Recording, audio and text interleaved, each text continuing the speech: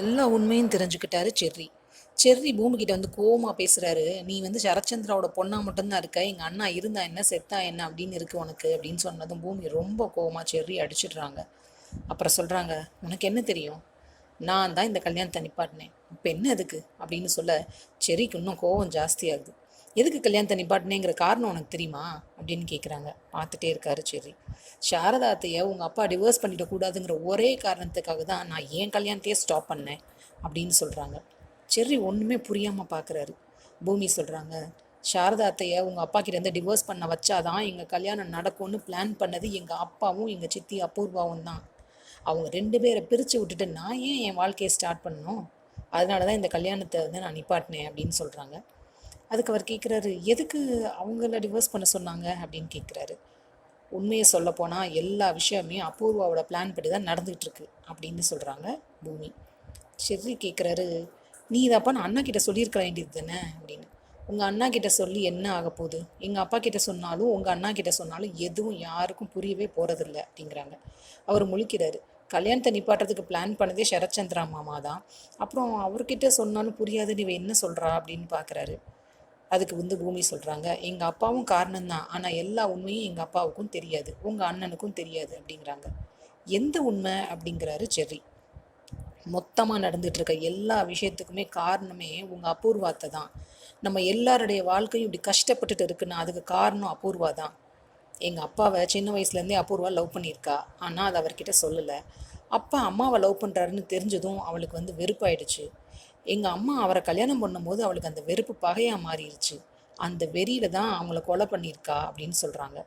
இதை கேட்டோடனே செர்ரி, "நீ பிறக்கிறதுக்கு முன்னாடி நடந்த இதெல்லாம் உனக்கு நேரில் பார்த்த மாதிரியே சொல்கிறியே எப்படி?" அப்படின்னு கேட்குறாரு. "எனக்கு எப்படி தெரியும்னா, இதில் நேரில் பார்த்த ஒருத்தரே என்ன ஃபஸ்ட்டு சொன்னார். அவர் சாக போகிற நேரத்தில் இது எல்லாத்தையும் சொன்னார். நான் யார், என்ன, எங்கள் அம்மா என்னை எப்படி காப்பாற்றினாங்கன்னு எல்லாமே சொன்னார்" அப்படின்னு சொல்கிறாங்க பூமி. செர்ரி ஆச்சரியமாக கேட்டுட்ருக்காரு. "அவரை ஹாஸ்பிட்டலில் அட்மிட் பண்ணதே நான் தான்.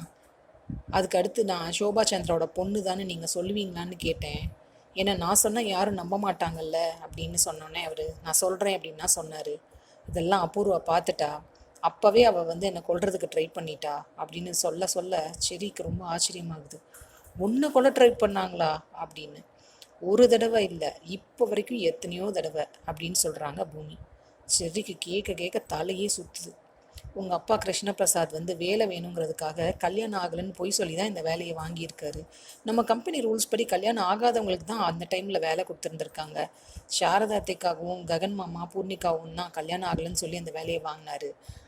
எங்கள் அம்மா உங்கள் அப்பாவை அவங்களோட சொந்த அண்ணனாக தான் நினச்சிருக்காங்க. 2 பேருமே ரொம்ப பாசமாக இருந்திருக்காங்க. எங்கள் அம்மா எப்படி உங்கள் அப்பாவை மனசார அண்ணன்னு கூப்பிட்டாங்களோ அதே மாதிரி தான் உங்கள் அப்பாவும் எங்கள் அம்மாவை சொந்த தங்கச்சியாக நினச்சாங்க. ஒரு சூழ்நிலையில் வந்து எங்கள் அம்மா கிட்ட வந்து இருக்க கல்யாணம் ஆனதை சொல்கிறதுக்காக அவர் நினச்சிட்டு இருக்காரு. அதே சமயம் தான் எங்கள் அம்மாவை கொல்றதுக்காக அபூர்வா வந்து டைம் பார்த்துட்டு இருந்திருக்கா. எங்கள் அப்பாவுக்கு வந்து கம்பெனி விஷயமா ஊரை விட்டு வெளில போகிற சமயத்தில் அதை யூஸ் பண்ணி எங்கள் அம்மாவை ஏமாற்றி ஃபேக்ட்ரிக்குள்ளே வர வச்சு உங்கள் அப்பாவையும் ஏமாற்றி ஃபேக்ட்ரி அழிக்க வச்சுருக்கா. உங்கள் அப்பா எங்கள் அம்மா சத்தம் கேட்டு காப்பாற்றுறதுக்காக தங்கச்சி தங்கச்சின்னு உள்ளே ஓடி இருக்காரு. ஆனால் தீ அதிகமாக பரவிட்டனால அவரால் காப்பாற்ற முடியல. அதுக்குள்ளே ஃபேக்ட்ரி மொத்தமும் எரிஞ்சிருச்சு. அவருக்கு அப்போ தான் அபூர்வோடைய பிளானே தெரிஞ்சிருக்கு. அவர் அழுது புரண்டிருக்காரு, "தங்கச்சி நீ போயிட்டியேன்னு."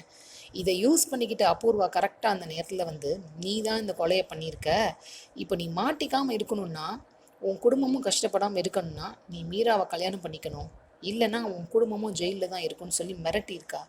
வேறு வழியே இல்லாமல் தான் மாமா உங்கள் அம்மாவை கல்யாணம் பண்ணிக்கிட்டாரு அப்படின்னு சொல்கிறாங்க. "என்னால் நம்பவே முடியல பூமி" அப்படிங்கிறாரு செர்ரி. "நீ நம்பினாலும் நம்பாட்டி போனாலும் இதுதான் உண்மை செர்ரி" அப்படிங்கிறாங்க பூமி. செர்ரி அடுத்து ஏதாவது ஸ்டெப் எடுப்பாரா? அடுத்து என்ன நடக்க போகுது? வெயிட் பண்ணி பார்ப்போம். சீரியல் அப்டேட்ஸ்க்கு எங்கள் சேனலை சப்ஸ்கிரைப் பண்ணுங்கள். மீண்டும் அடுத்த அப்டேட்டில் சந்திப்போம்.